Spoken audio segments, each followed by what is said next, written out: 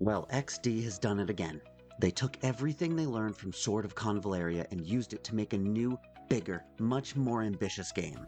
I'm Shrike, and I've just found my new favorite game. Even though it's just a beta, Etheria Restart is so fully cooked and just downright a blast that it has blown me away, and I'll explain all my reasons why. Just like the last time, I'll go through objective pros and cons, subjective pros and cons, and then I'll give you my overall thoughts. Right off the bat, the objectively bad. They chose to go the Summoner's War route and have the levels of each character reset when they're starred up. It's not unheard of, but it isn't common. What it does is massively slows down progression, which if that's what they want, that's fine. It just typically isn't a popular choice. Another objectively bad thing was the massive level gap between when you unlock Chapter 6 of the story, level 13, and when you unlock Chapter 7, a whopping level 20. Again, if their intention is to slow down progress, then this will accomplish that. I just think it's a bit much. They can still force the players to engage in other content without such a high level requirement. 3 or 4 levels would do it, but 7 is just too much. And lastly,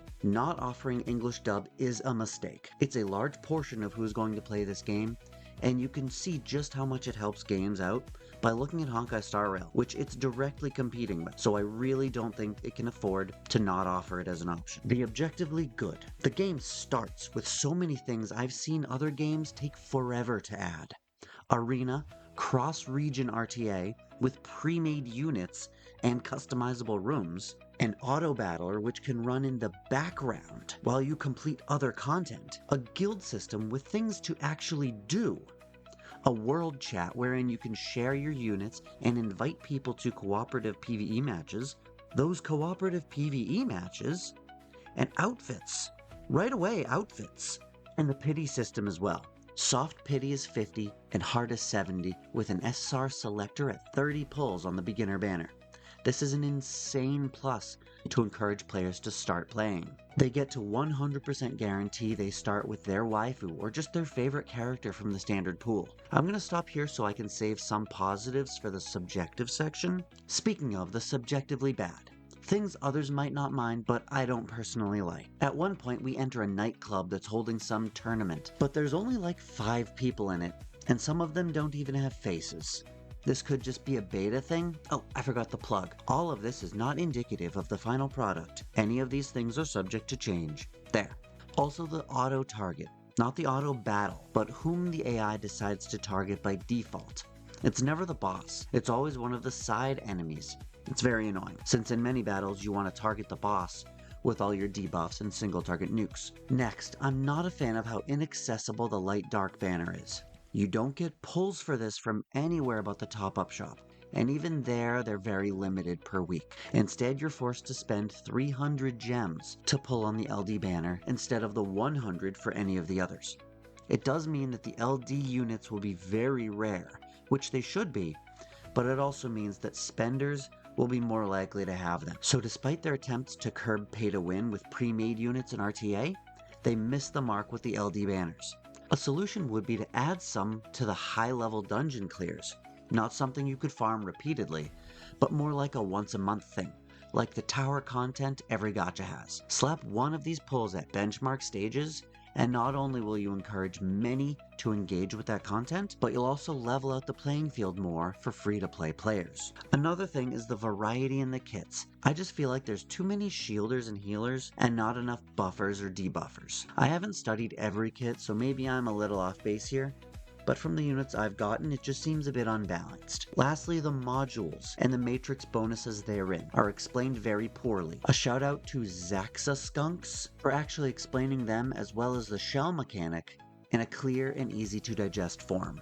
I'll link both of those videos in the description. Take a look if you're interested. The subjectively good now. Gotta start with horns. I loves me some demon waifus and even demon husbandos, and this game delivers both. I really appreciate there being incentives to venture off the beaten path in the form of treasure chests and collectibles, and oh my god, there are actual pulls, summons, in treasure chests. Like, I could not freaking believe it. You explore these instanced stages and are rewarded with pulls. Not just currency, actual pulls. Summoner's War was the only other game I've played that gave you summons as a reward for clearing stages, and I've always thought that was a brilliant decision. It really should be an objective, because who doesn't like pulls? But maybe some people don't like exploring, so it lives here. And you don't even need to explore much. They're small maps. This ain't no open world. The shells being pets instead of light cones or weapons is definitely targeting the Wuthering Waves or Azure Pamelia crowd that loves pets. And there's a lot of variety in them too, with regards to their effects as well as their aesthetic. And speaking of variety, there's a ton of variety in the characters in Etheria Restart, from just plain humans, to robots, to demons, to even celestials. Like, I'm not sure what the ecclesiastical side of it is, or if they even have religion, but they clearly think nothing of a literal messiah walking or floating among them. Overall, I think Etheria Restart has a real solid chance of knocking Honkai Star Rail off the throne. Coming right out of the gate, it's so fully baked, it could release today and be an immense success. It's already more complete than Rememento White Shadow, which already released in Taiwan. That game, as well as many others, have had many gameplay problems, bugs, and other criticisms, but it looks like XD really did their homework and put everything we could possibly want right there in the base version of the game. And bugs, I've experienced zero. Not a single bug or performance issue. I cannot praise this game enough. This beta has been incredible, and it'll only get better from here. Keep an eye out for this one. But I'm gonna fly. See you in the next one. Bye.